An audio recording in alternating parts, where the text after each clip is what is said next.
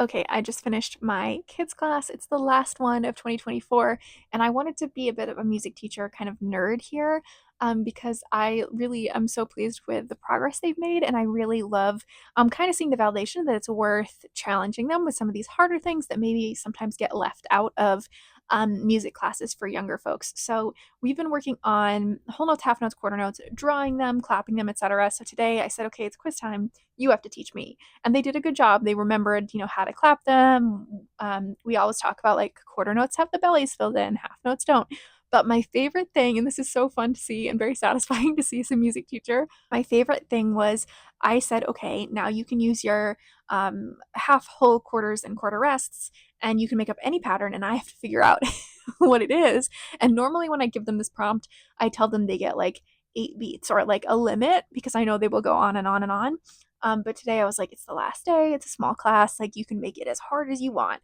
And of course they loved that. And when I'm not even kidding, it was solid, I want to say 5 to 8 minutes of like silence because they are like writing and plotting and drawing this out. And like I kept being like, who's ready? And they're like, oh, we need more time. And it was just adorable to see them like cackling. But the fun thing is they think it's hilarious and fun that they're giving me this really hard thing to do. And I think it's hilarious and fun that I'm making like music notes and like music theory really interesting to them. So it was adorable. I liked what they came up with. It was good to see the variation. They would switch between different concepts.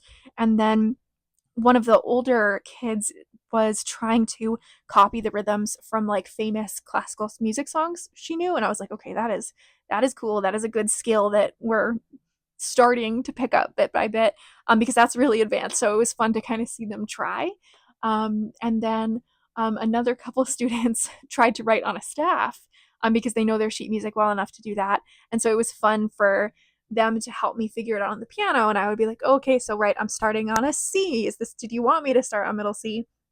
And it's really fun. And I think this is where kind of the unschooly alternative education stuff comes back in. It's not necessarily age appropriate, but I think that kind of dipping their foot into the early, dipping their toe, whatever the expression is, into that kind of early music theory composition stuff is really fun and satisfying. And my hope is that with these classes, they're free, they're fun. I hope it's entertaining and helpful for the parents. But I also really hope that the kids will have a little bit more of a foundation when they go do band or do private lessons or whatever it is.